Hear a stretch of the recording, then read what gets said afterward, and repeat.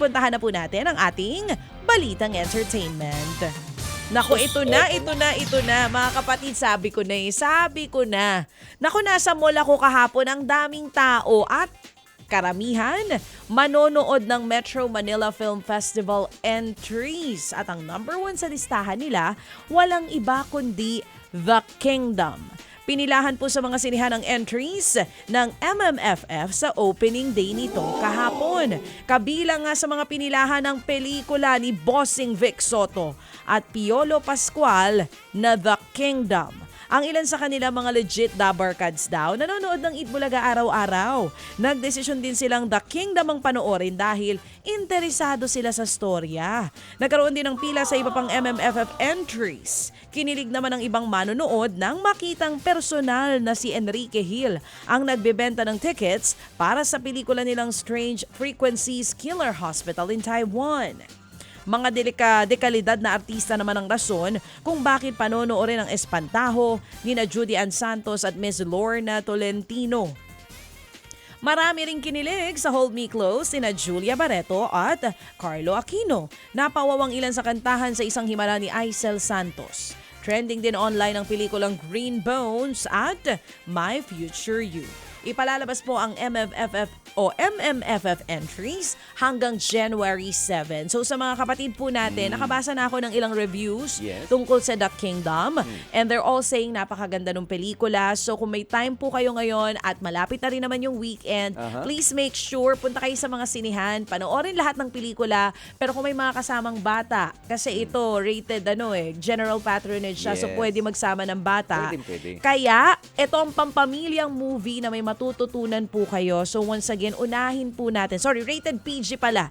Rated PG, hindi GP. Ayan mga kapatid, napagbaligtad. Pero yun nga, unahin po natin ang The Kingdom. Napakagandang pelikula po. Kumbaga may substance na movie. May matututunan ka na, mag-e-enjoy ka pa. Kasi Bossing Vic ang nandyan at Piolo Pascual. Yan. At syempre, bibida raw sa isang pelikula sa Valentine's Day sina Kim Chiu at Paulo Avellino. Ipalalabas daw sa mga sinihan sa February 2025 ang My Love Will Make You Disappear. Ito ang latest project ng Kim Pao matapos na bumida sa seryeng Linlang at Philippine adaptation ng Korean series na What's Wrong with Secretary Kim. Magkikita na lang daw sa korte ang R&B singer na si Denise Julia at ang influencer na si Killa Kush. Replyan mismo ni Denise sa IG chat nila ni Killa Kush. Sakali raw gamitin ni Kush ang convo bilang content, isasama raw ito ng singer na si Denise sa kanyang kaso. Ang sagot lang ni Kush, no worries, Merry Christmas.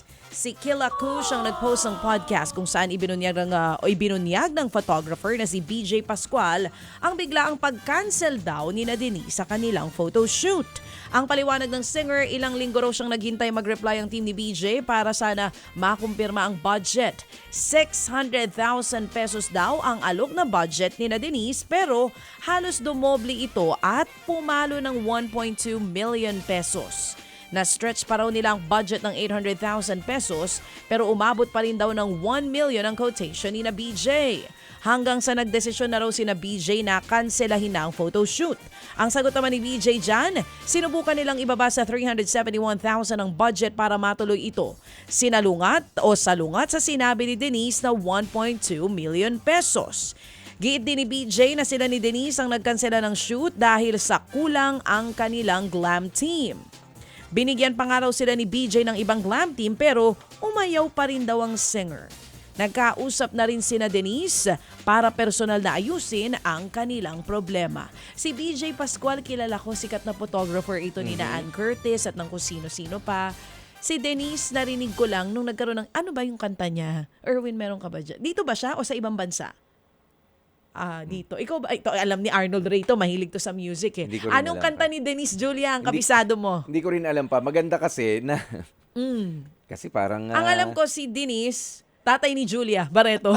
Denise Padilla. Denise Padilla yun. Iba yun. Ay, iba yun. Sorry po. Legit question lang ng tita. Alam nyo naman, Oo. di na ako masyado nakakatutok sa mga kanta. Oo. Sa balita Pero tayo maganda tumututok eh. Ayusin kaya nila mag-usap muna. Hindi yung papresko ng dating. Tapos, yun nga sa social Podcast media pala agad, eh. sa Oo. podcast Oo naman. naman. nagbimbirahan Panahon agad. ngayon ng ng reconciliation. So baka pwedeng mapag-usapan para maayos na lang. Hayaan mo na. Binati naman ng Merry Christmas eh. Anong sabi? Anong sabi kanina? No worries, No Merry worries, Christmas. Merry Christmas. Pinakot, pinagbantaan, di ba, na irereklamo. Alamin natin kay Nanay Christy, si Nanay for sure alam to. Nay, ano po yung sikat na kanta ni Denise Julia na favorite nyo po? Message nyo ako. So, ayan. Sana magkaayos na sila. Oo Yun din ang nga. dasal ng lahat. Oh, For ito. our country, let Christmas also be a celebration of peace, healing, and unity. Oh, si VP Sara na ang nagsabi, this is a Sige season na, of healing. Mag-unite na kayo ulit. Pero Oo. ito, mula set design hanggang sa kasuotan ng mga cast ng MMFF entry na The Kingdom ay masusing pinag-aralan. Sabi ni Direktor at Executive Producer ng pelikula na si Michael Tuviera, ang mapapanood daw sa The Kingdom ay kombinasyon ng napag-aralan nila sa kasaysayan at sa naisip nilang disenyo. Lahat daw ay pinag-aralan para masalamin ng wasto ang kaharian ng kalayaan. Kwento naman ni Bossing Vic Soto, ang tattoo sa kanyang katawan sa karakter na Lakan, inaabot ng 4 na oras ang paglalagay.